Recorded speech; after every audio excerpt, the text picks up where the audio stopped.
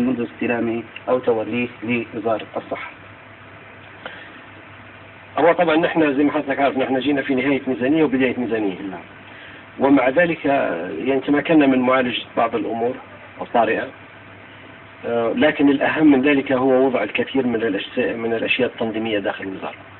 فمثلا تم تنظيم البيت الداخلي للوزارة، تم خلق إدارات جديدة، تم ضخ دماء جديدة، كفاءات جديدة على رأس الإدارات.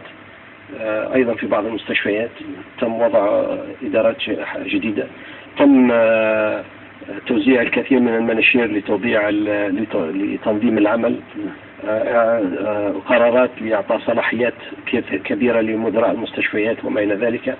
فمن نواحي تنظيمية كثيرة، وضع خطط لعمل الوزارة بعد اعتماد الميزانية كلها، والعطاءات الآن نشرت على موقع الوزارة، دعوة للشركات للمساهمة في البناء، وكل هذا أنجزناه في خلال هذه الفترة. والكثير، كل يوم في عمل، كل يوم في مشكلة. نعم. ولكل مشكلة نحاول أن نجد حل. نعم بإذن الله تعالى.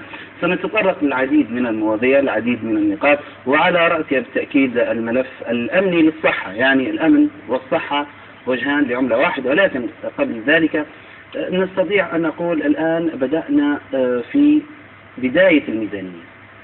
نستطيع أن نقول كم ميزانية وزارة الصحة لتستطيع بناء الصحة؟